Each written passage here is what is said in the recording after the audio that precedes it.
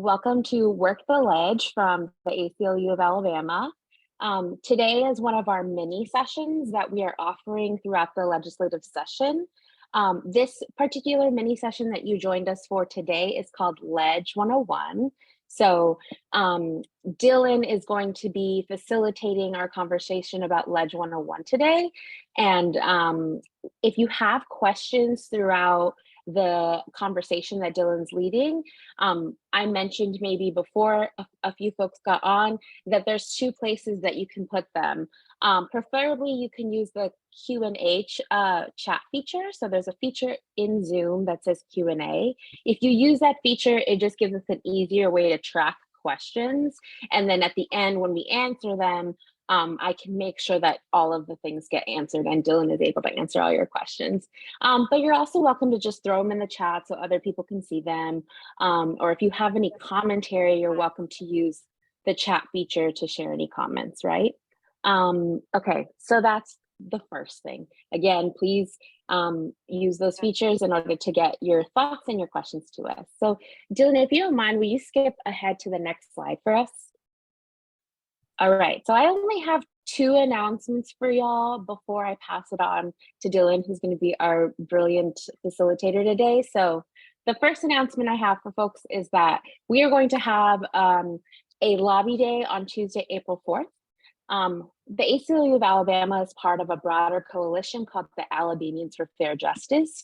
It's a group of many, many orgs who are committed to criminal legal reform, and we're having our big lobby day that we haven't had in person since I believe 2020, maybe earlier. I could be wrong, but we haven't had it in a few years. I think that's right?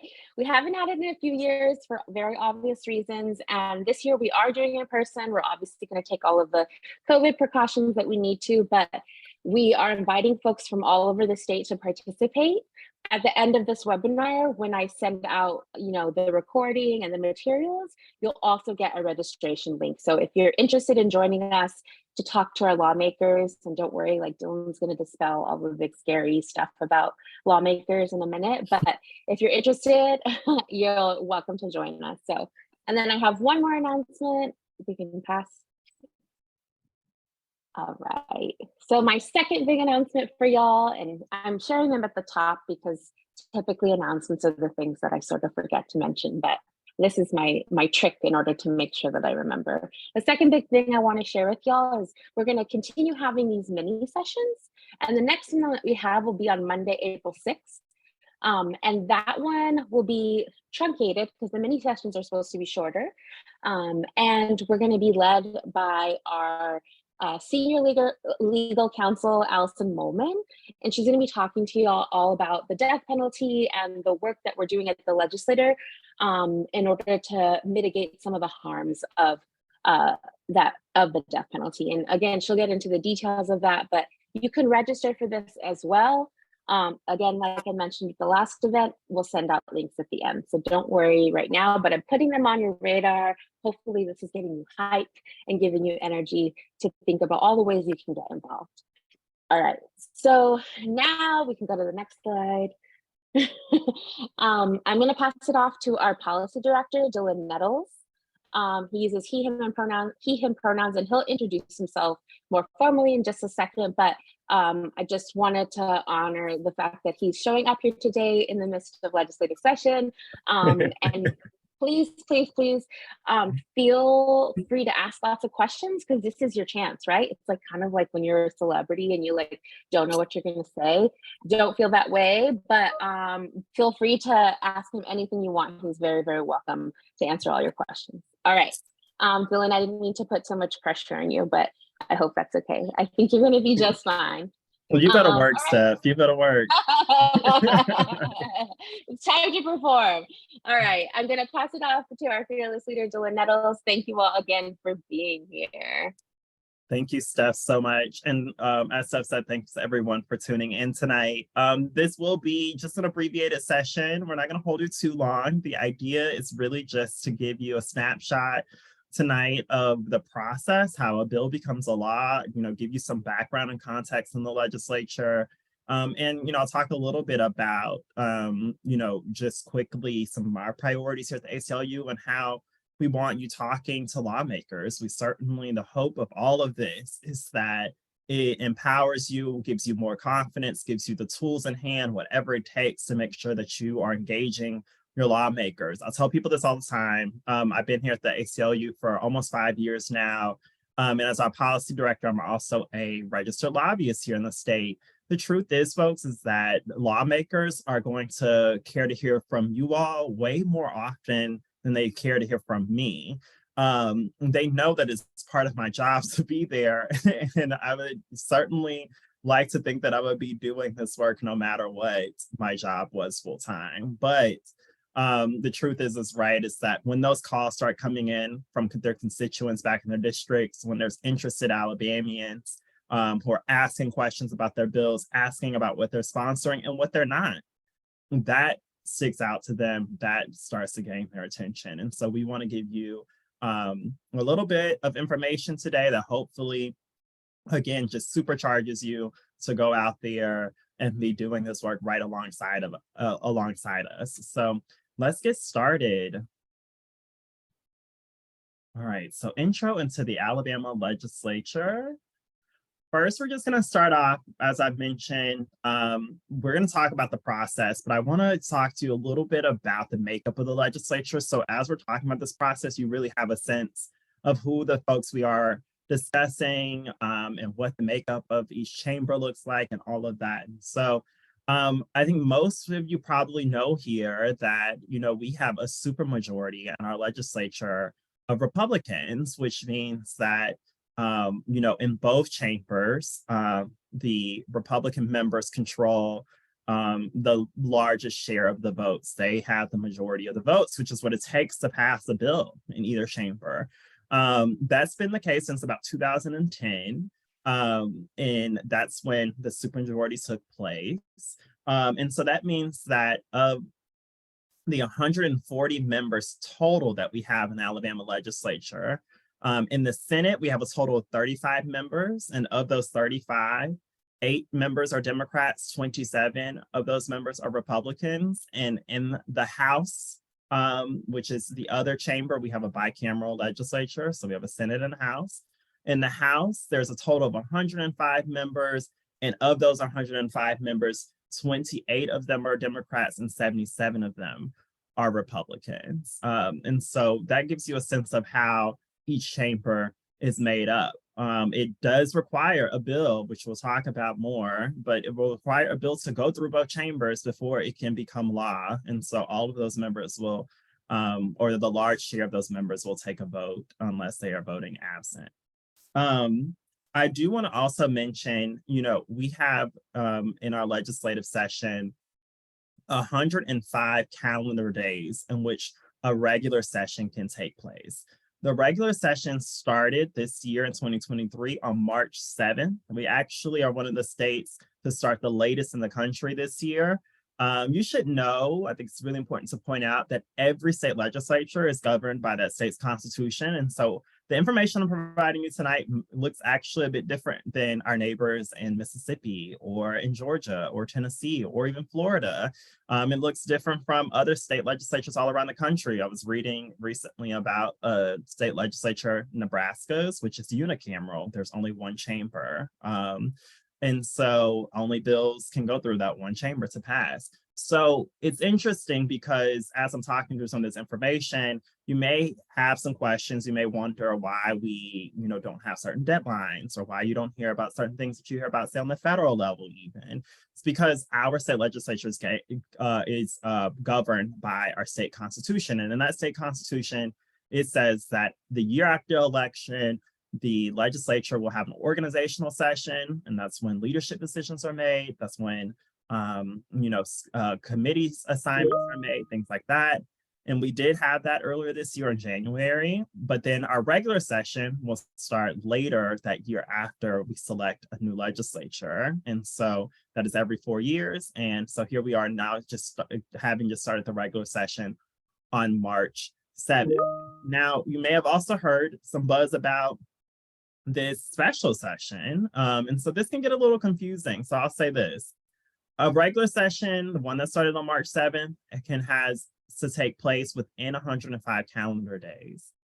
And over that 105 calendar days, they have to meet for 30, they can meet for up to 30 legislative days. You might be wondering, what's the difference between a calendar day and a legislative day? Well, we're all operating, unfortunately, on regular time, and so we're all counting our calendar days, right? We are Monday, Tuesday, Wednesday, Thursday.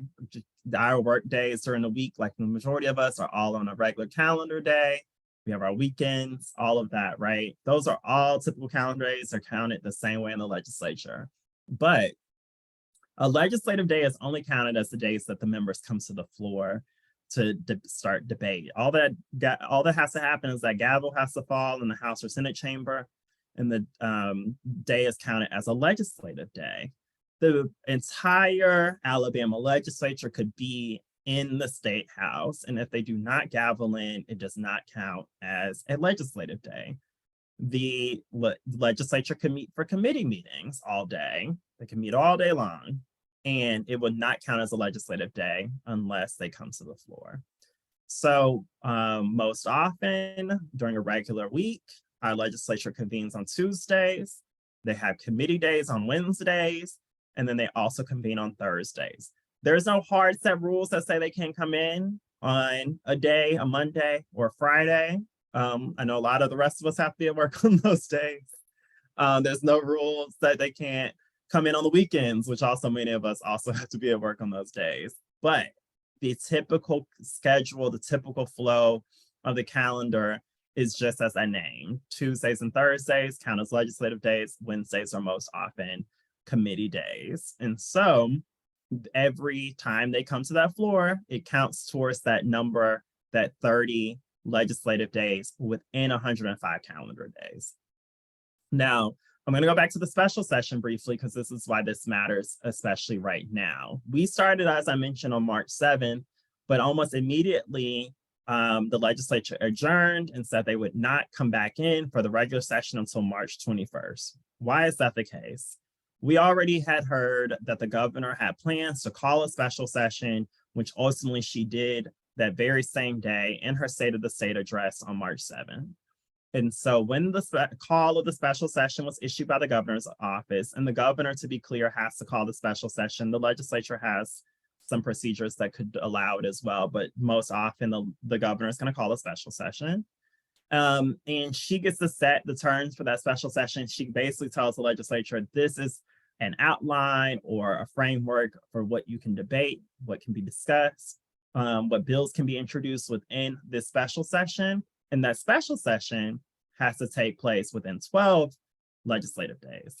So when the special session call came out, basically the gist of it was that it would be pertaining to allocating the rest of the funds from the American Rescue Plan, also known as ARPA funds, or COVID-19 relief.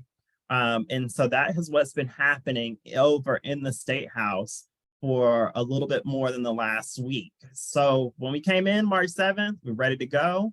The call for the special session came out, and that regular session went on pause. The calendar days still counted. We're still counting towards the 105 calendar days, but there's been no legislative days that have taken place while that special session's been going on because they can only debate and introduce legislation that is relevant to the call of the special session. So the special session's over now, and tomorrow the legislature is expected to come back in and convene, and they will restart the regular session. And so as we go back in now to this regular session, we're going to start to see a lot of the legislation, which you've probably already heard some buzz about, things that we haven't heard about yet because they might not have even been introduced, but some stuff you may have even heard in other states. The regular session will be back to business. And so we want to be ready for that. Now we're going to talk a bit about how bills become law within a regular session. So you can see here on the screen, we've got the first few steps outlined here for you. A bill, of course, is filed. That's the first step that has to happen. And to be clear, a bill must be filed by a member of the legislature. I get this question a lot. Where do bills come from? How do lawmakers write them? Do they write them all themselves?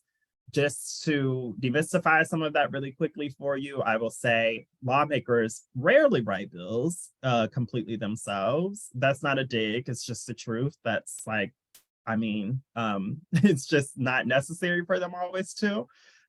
They are approached all the time by think tanks, by associations, by concerned citizens and constituents, and probably people with even their own political interest with legislation that they ask members of the legislature to sponsor.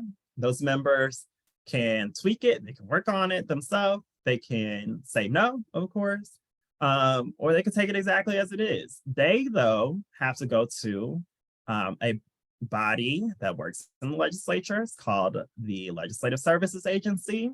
And LSA, as we call them, helps them prepare the legislation in a proper format and to make sure that provisions of the legislation fit in with the Alabama Constitution or the criminal code or whatever the legislation may apply to. LSA does not take a position on the bills. They do not advocate. Their job is to get the legislation into the right form and to make sure that ultimately it's then able to go on and be filed. So the bill is then filed. It then goes through what is called the first floor reading, which you're going to hear me talk about floor readings a couple times. Or just readings in general. I'll just want to say now, it's really just a legislative kind of want term. It doesn't actually mean that someone's sitting there reading the bill. What actually really just means is, for the first one, is that the bill has been filed and that it's been referred to a specific committee. So our bill's been filed, it's gone through its first floor reading, and now it's been sent to a committee. So let's pull over here so that I can just explain a little bit about the committee structure. Committees, we have standing committees in the House and the Senate. A lot of them kind of mirror each other. We have a House and Senate Judiciary Committee. We have a House and Senate Health Committee, House and Senate Education Policy Committees. But there are some joint committees as well. There are also subcommittees within some of these. So the committee structure can get a little complex, but most often, as I mentioned before, the majority of the committees in the House and the Senate are meeting on Wednesdays. And so anybody, just so you know, can attend those committee hearings. They're posted on the legislative website. And the committee agendas are published there. They can be published just 24 hours before the committee meeting takes place, which doesn't give people a lot of room to prepare, doesn't give people a lot of notice, right? A lot of the times they're published days before, but it really depends on the committee. And as I mentioned, there's, nothing that requires them to do it any earlier than 24 hours. And in fact, earlier this year, when they met for the organizational session, one of the responsibilities is also to determine the rules that will kind of govern the next 4 years of the legislature. And one of the rule changes that we saw this year was that after day 20, that is day 20 of legislative days, the committee chairs actually have the option to schedule committee meetings in less than 12 hours notice. So we may see that for the first time this year, later into the session, as things really start to pick up. And that's something you should be really aware of, as issues that you're watching are potentially still coming up for committee votes. Now, I mentioned these committee chairs.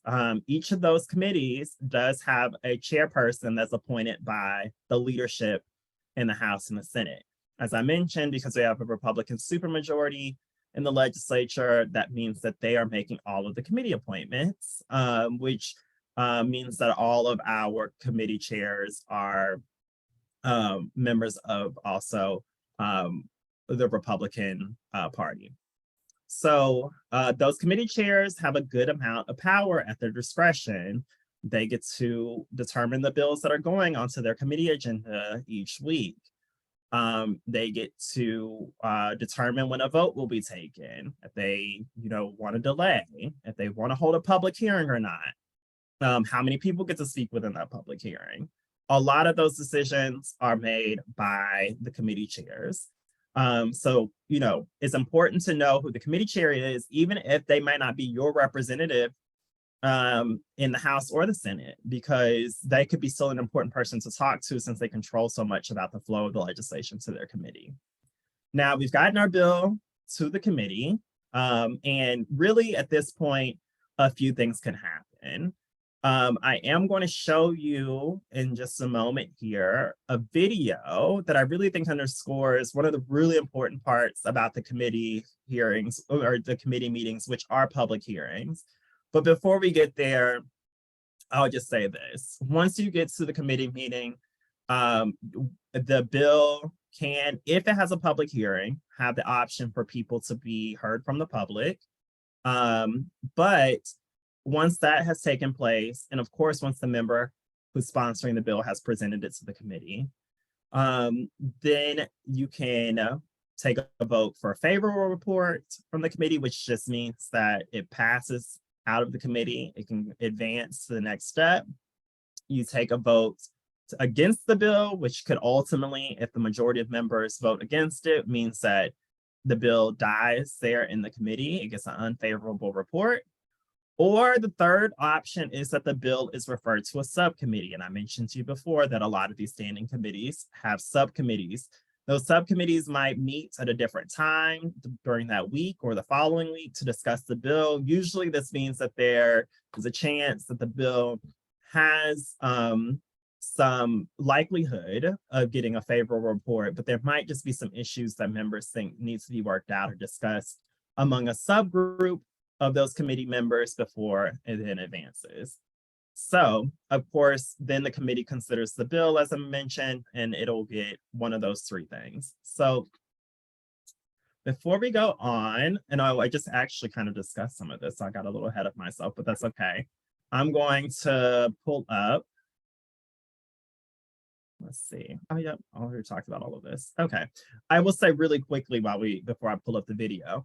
One of the things that you should know about calling for public hearings is that a public hearing request can be made by anyone. If I'm not mistaken, you may have to actually be a citizen of the state of Alabama. I'm not 100% positive about that. We have some interesting rules like that, but a committee meeting can basically be called by anyone, right?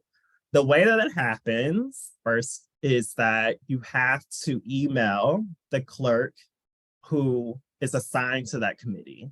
This can be a little challenging because not everybody knows that there's clerks, of course, that actually are assigned to these committees. And then folks don't ever know where to find their information. If you go to the Alabama Legislative website, which we're going to talk about a little bit later, you go and find the standing committees, you'll actually see there that'll say, the clerk's name and email address. And you have to email them and simply say, I would like to have a public hearing on whatever bill you're interested in speaking on. Two things to know at this point, though. The public hearing request has to come before the bill has even been assigned to a committee agenda. It's already going to be referred to a committee by the time you see it. It's going to say on the bill when you read it, if it's been assigned to judiciary, if it's been assigned to health or whatever. But you have to, once you see it there, that it's been filed, reach out to the committee clerk to say, I'd like to have a public hearing before the committee chair has ever put it on an agenda. Once it's actually been added to an agenda and it's coming up, it's too late actually to call the public hearing at that point. This is a point of frustration for people all the time, and it can be really confusing. But once you probably know about the bill being assigned to a committee agenda and that it's going to be up for a vote, that actually probably means it's too late to call a public hearing if one hasn't already been called on it. And you'll see when the committee agenda is posted, usually a PH, which will tell us that a public hearing has been called on the bill.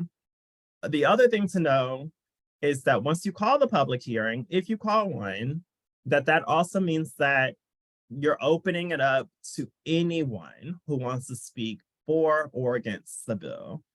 If you're for the bill and you want to come and tell them you're for the bill, if you request a public hearing, you cannot tell them it's only for people who are for the bill. The committee chair is going to give the opportunity for people to also speak against it, or vice versa, right?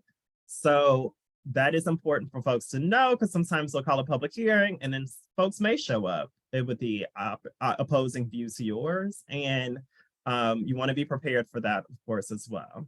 But you can orchestrate your people to come out to public hearings, and everyone will probably not get a chance to speak. That's just like how it works. And the committee chair gets the opportunity to determine how long really folks get to speak. Usually it's 2 to 3 minutes. But you can organize people to come out, to be a public witness to what's taking place, to show the support for against an issue. You can wear t-shirts. You cannot bring signs into the State House that are bigger than like an 8x10 sheet of paper. But you can show up and pack out the room or do whatever you can to really demonstrate, again, your position. So that's just a really important point to know. You need to request the public hearings before they even go on a committee agenda. So if you see a bill you're concerned about or you have an interest in, it's a good idea to already start considering that pretty early on. You might not even have a matter of days before it's added to a committee agenda.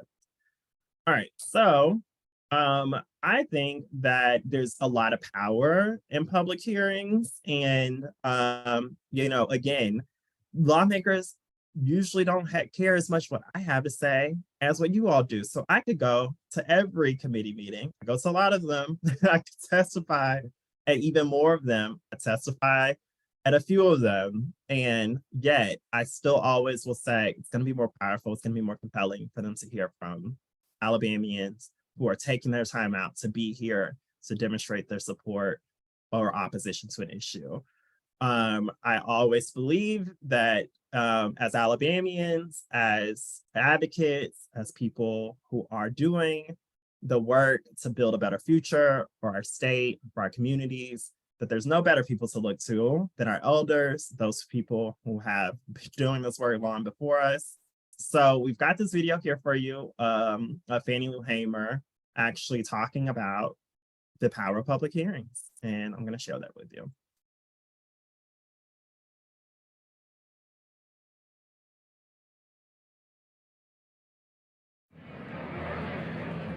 The testimony before the Credentials Committee, the FDP had a lineup of very different people. They had Rita Schwerner, the widow of Mickey, who had been killed in Neshoba County. They had Martin Luther King. Everybody knew King.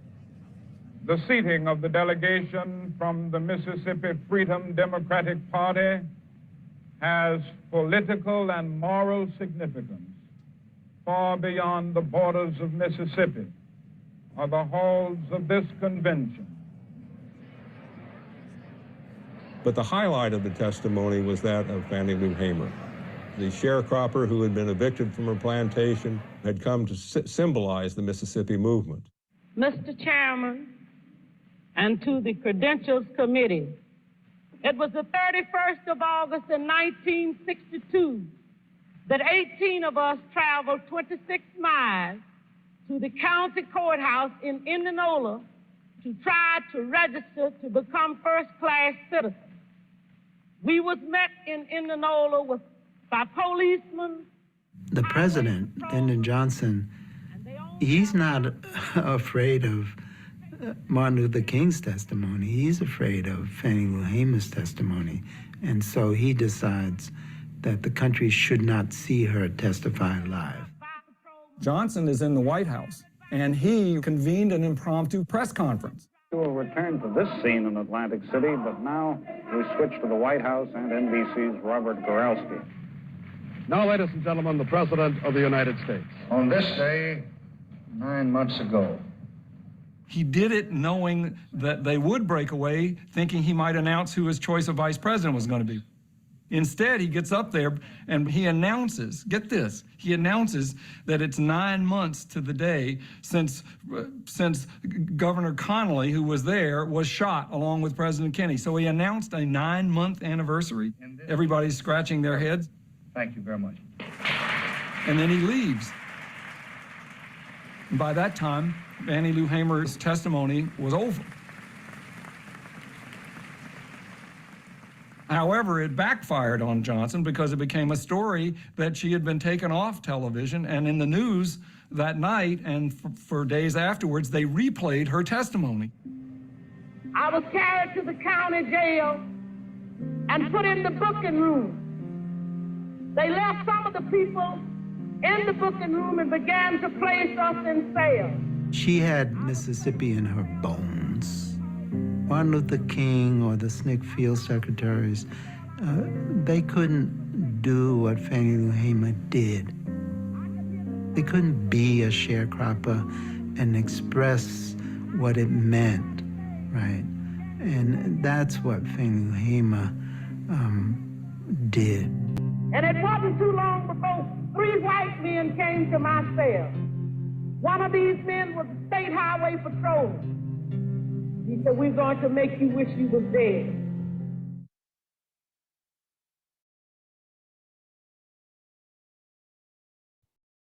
All right. So before we go on, I mean, that was just, of course, really a look at Fannie Lou Hamer's testimony and from the Democratic National Convention in 1964. She was testifying, I believe it was before the Credentials Committee, and talking about the plight, the real challenges of we were still facing as Black people, especially as Black Southerners, in accessing our right to the ballot. And as you heard in the video, her testimony was so threatening at that time, President Johnson, that he interrupted the testimony, which was airing live across networks. At that time, I know there were only a handful, if that many, but still today, I think we all know when the president goes on television, most of the time it preempts everything else that's airing, especially on network, television, and they turn the cameras, they turn the switch over basically to air the president's remarks, and he did just that. To essentially announce something basically benign.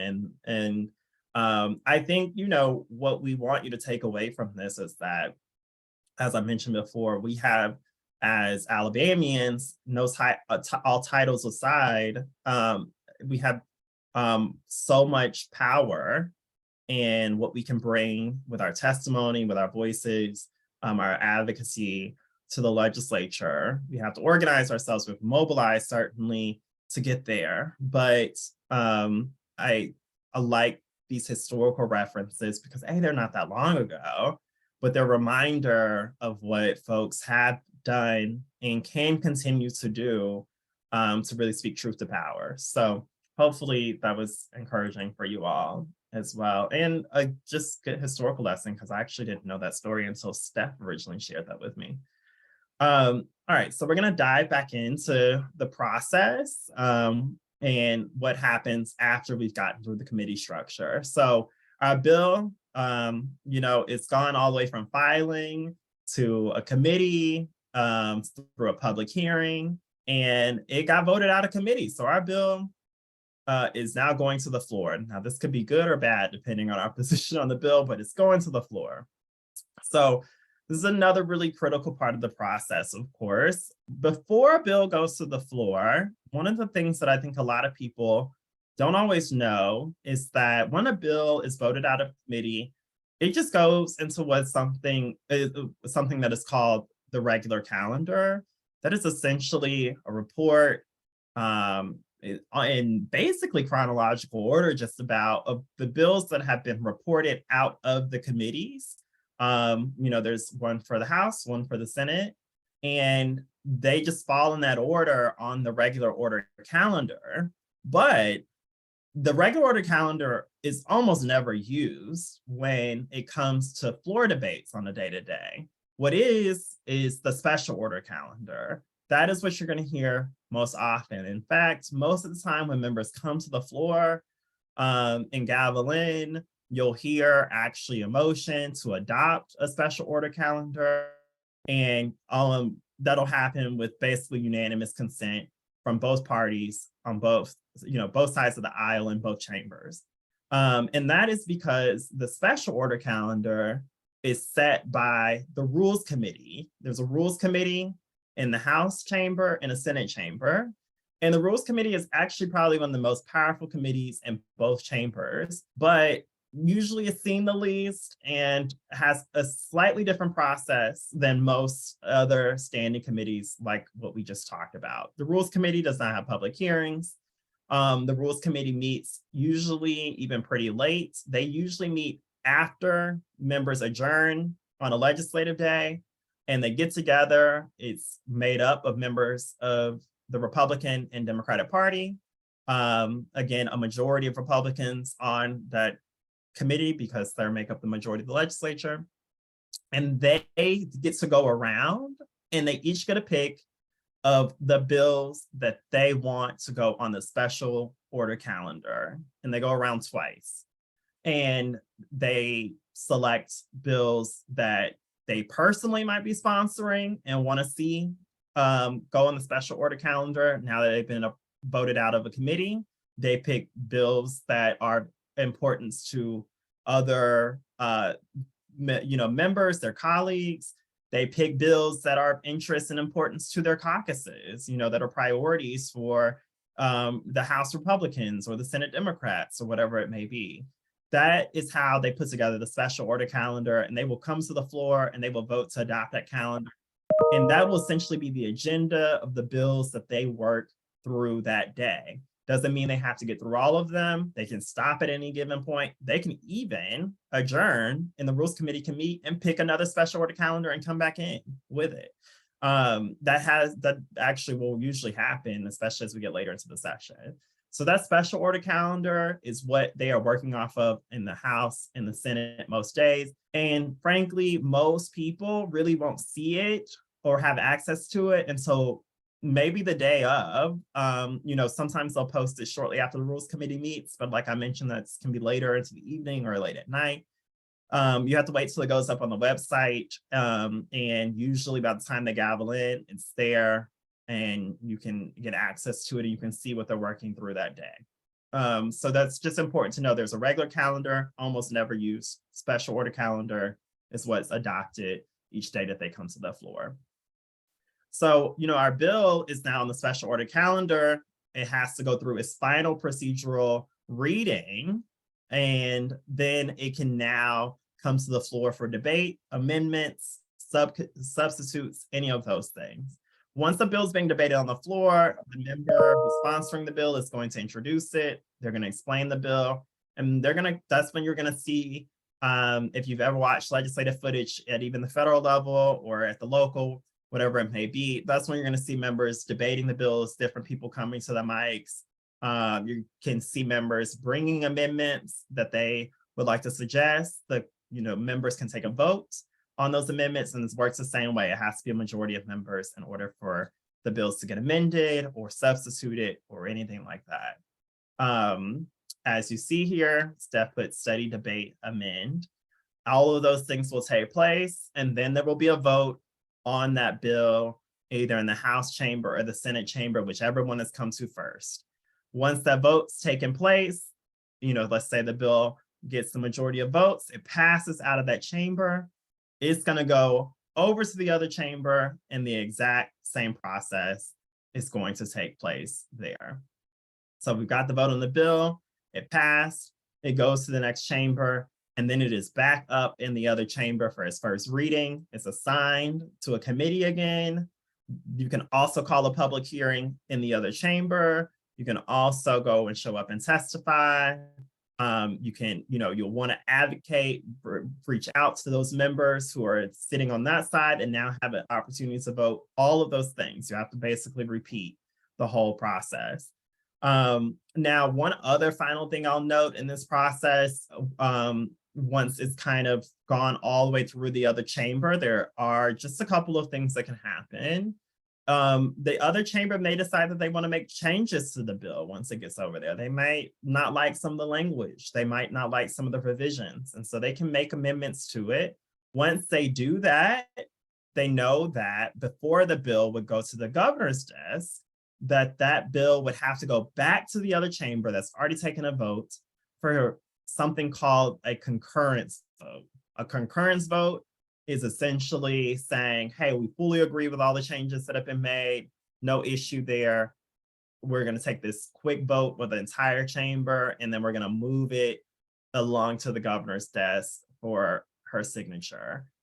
These will come up sometimes in the middle of other stuff going on in the special order calendar, and you'll hear them call for the concurrence vote. It'll come up on the screen, all of that stuff, and unless there's a major issue, they'll go ahead and vote it through. So that's just something to look out for. You'll hear sometimes talk about a concurrence vote that comes up. If it doesn't, I should say this really quickly, if they don't agree, they can have a joint committee meet to try to consider what would get everybody in agreement, and then the concurrence vote could still happen. All right, so once the bill goes to the governor's desk, of course, she has veto power. She could send the bill back to the legislature. Also for some amendments herself, she doesn't have to completely kill the bill with a veto. The legislature could also override her veto with at least a 3/4 majority. And so we haven't seen that happen, I think, in a number of years, but certainly could.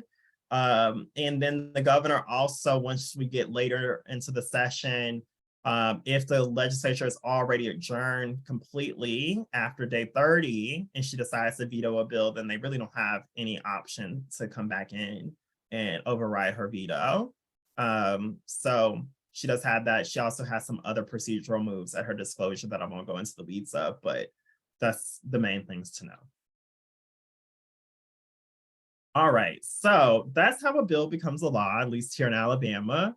We're gonna just, before I wrap this up, talk a little bit about some tools that we think are important to have on your radar. And one of them is, of course, the Alabama Legislative website, which is really known largely as Allison. We joke that it's not her, it's not our Allison, who is our senior counsel, but it is referred to, the Alabama Legislative website is actually referred to as Allison pretty frequently because it's literally in the URL, which is very long. The easiest way to find the Alabama Legislative website is literally to go to Google and type in Alabama Legislative website. That's why we don't have the link here. But make sure you find that one. Don't come to our senior counsel looking for those answers. This is what the homepage will look like. This is a somewhat upgraded website, believe it or not. If you spent much time on there, you might not feel like it's so up to date, but it is, they redid it. And as Beyonce would say, partner, let me upgrade you. So we now get this, which tells us at least when the House will convene, when the Senate convenes. You see that over on the side of the screen. You'll always see what legislative day it is. You'll see it still says we're on day 1 of the legislative session, and that is because we've only had March 7th accounts for those 30 legislative days. So the legislature will come in tomorrow. We expect them to come to the floor, and that will be day 2 of the regular session. You can find here lists of your House and Senate members. You can find all of the bills that have been filed here. You can find live streams of some of the committee meetings that take place. A lot of those things are here. It's just that the legislative website just is a little outdated and it can be a little bit challenging to navigate. But we encourage you to get on there and play around with things until you kind of just get up to speed on it. It has come a long way. I have to give them that credit. And let's see. Oh, it looks like this was, okay, let's get that. All right. We, though, also at the ACLU have put together our Legislative and Advocacy Hub. It is on the ACLU of Alabama.org website. And you can find there a lot of quick links to a lot of the things already mentioned, like finding your members or finding the live streams. But we also have there, of course, a range of bills that we're supporting or opposing. You can see there some summaries on the bill and our position and why we are taking the position we are. You all probably know the ACLU really works to champion and safeguard civil rights and civil liberties, which means, particularly here in Alabama, a lot of our focuses are on things like criminal legal reform and gender and reproductive justice and voting rights, but certainly also our First Amendment rights, our really, I would say, most traditional issue. And those are a lot of the things you're going to see on the website in terms of the categories of things that we're following. You can also find there our public bill tracker, which is something we set up through our bill tracking system called Fast Democracy. And it's great because you can go on there, you can click and subscribe so that you can always keep up with what the ACLU of Alabama is also tracking. So you can see pretty much inside my head, which might not be great. But it's there for you and available if you like to. You can subscribe actually to our bill tracker, and you'll also get email updates on various bills that we're following as they get scheduled for committees or get voted out or go to the floor and all of that activity. So you can check out there, and shout out to our communications director and really our comms team in general, but Jose Vasquez and Jasmine Peoples, who put this together for all of our enjoyment. And there are those quick links that we mentioned, those buttons. You can find the events, sign up for updates, watch the live streams, see our bill tracker, all of that right there on the aclualabama.org website. And there's our positions, and you'll see there the link also to the bill tracker. And one more thing here, in terms of how to get involved with the Lege, this is one of the questions I get a lot of the time. And so I think this will be probably the last thing before we get to the questions you all may have for me now. I always remind people that when it comes to getting involved with the legislature, the first thing you should know is that when it comes to coming to the State House or reaching out to lawmakers, that can be by phone, by email, if you run into them in Starbucks, like whatever it may be, just keep in mind that these are public officials who work for you. I mean, these are people whose job literally is to come and do their role, perform their role in this process of governance that we have. And in that process, that means also talking to constituents, talking to everyday people.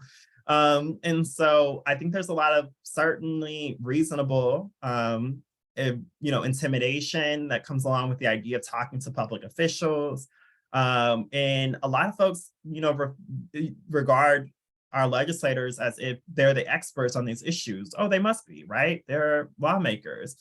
But the truth is like they're, much different than most of us. They're reading up and getting themselves, if we're lucky, aware of these issues and educated on the issues. They are having to talk to various lobbyists and other people that reach out to them to find out what they need to know about these bills. And I even mentioned from the very beginning that these aren't always bills that they are coming up with, right? And so know that when you go to them, that ultimately you shouldn't feel intimidated. You shouldn't feel fear of being judged or coming off as not knowledgeable about the issues. Of course, you want to prepare yourself.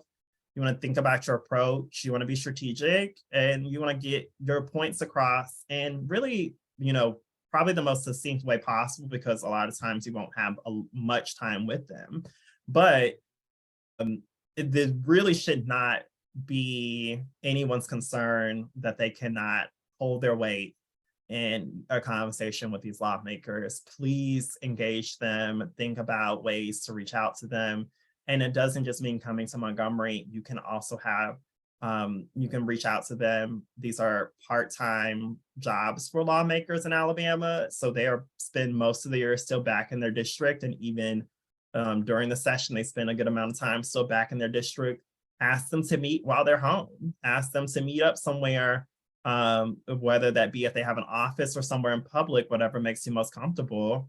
And, come prepared to have those conversations with them. So hopefully this conversation tonight with all of us has given you quite some insight into the legislative process and how the legislature functions.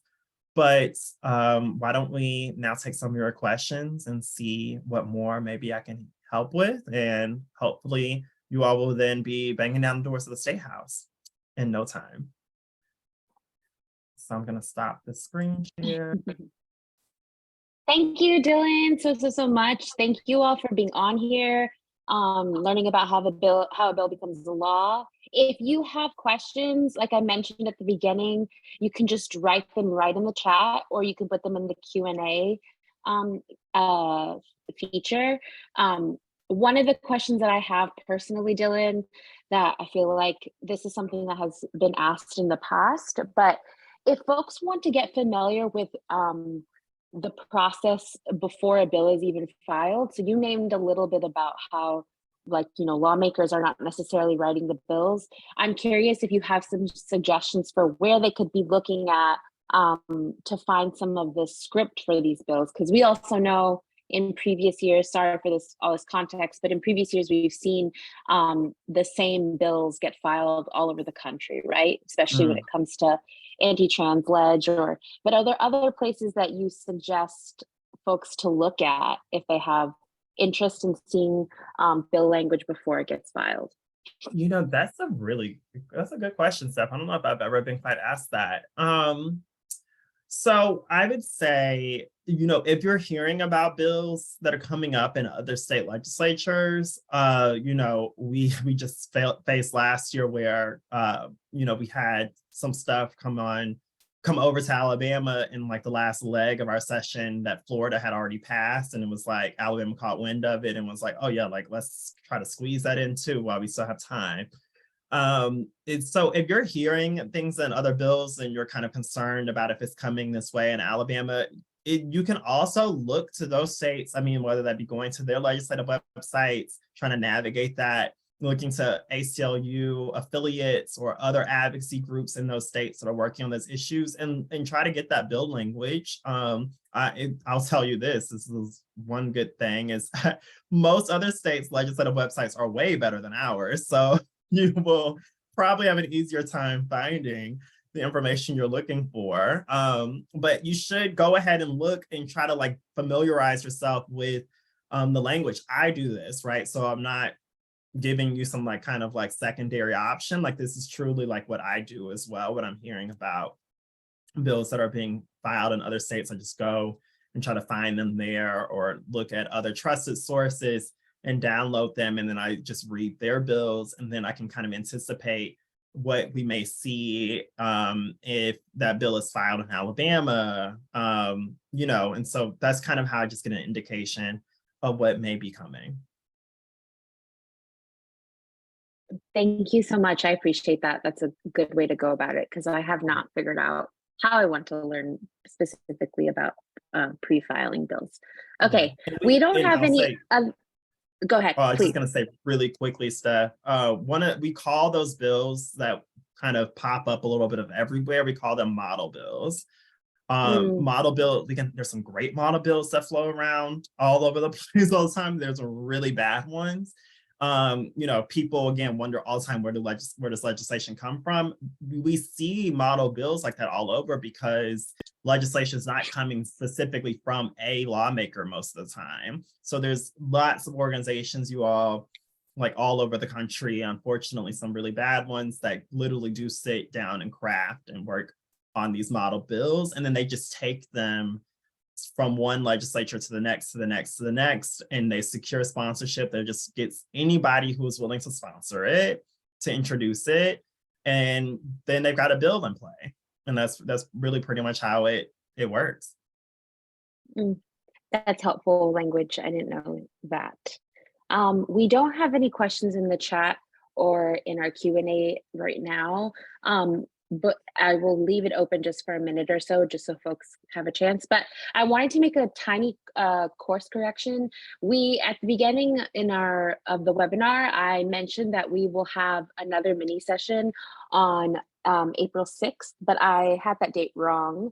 Of course, y'all are going to get a follow-up email, but the mini session is on Monday, April 10th. And it's going to be still with our senior legal counsel, who will be going over the death penalty and some of the legislation that is connected to the death penalty. So that is on Monday, April 10th, not the 6th. You'll get info about it soon. But let me see if we have one. Okay. Got it. Okay, so folks weren't able to answer in the chat, but you're welcome to use the Q&A. Someone shared in the Q&A section that the chat wasn't working for everyone, so I really apologize. Thanks for pointing that out for us, but you're still welcome to use the Q&A if you have a question. You just have to type it into that function. So I'll just wait 1 minute longer, no pressure, just in case people want to be able to share.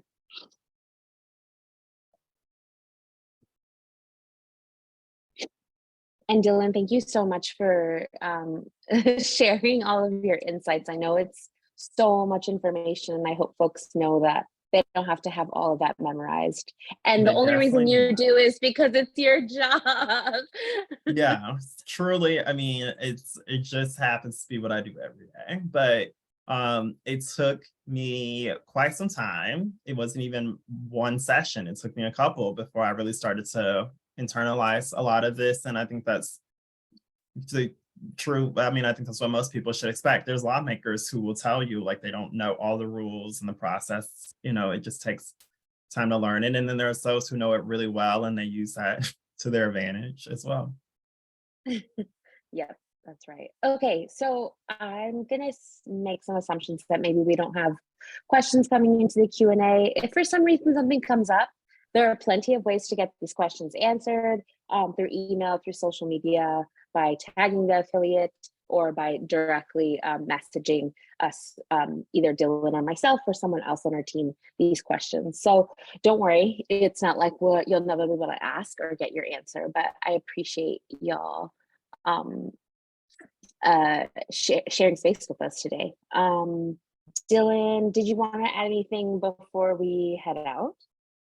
No, just a reminder to folks, you'll really see things picking up again starting this week as the regular session convenes. We will probably go through about June, almost probably June 20th is my prediction, around the time the session could end. So we've got a long road ahead of us. We need you all, so please reach out, follow our social media channels, you know, find ways in any way that works for you to be engaged in the session. We understand everybody cannot be spending days at the State House. Everybody can't make a public hearing in the middle of the day, but I promise that there's so many ways to get together with your people and to organize yourselves and to have that reach to our lawmakers. They need to hear from you all. I promise you they do. And so keep going, and always feel free to reach out to us if we can be a help. All right. Thank you all so much. Have a really good night. Bye. Good night, y'all.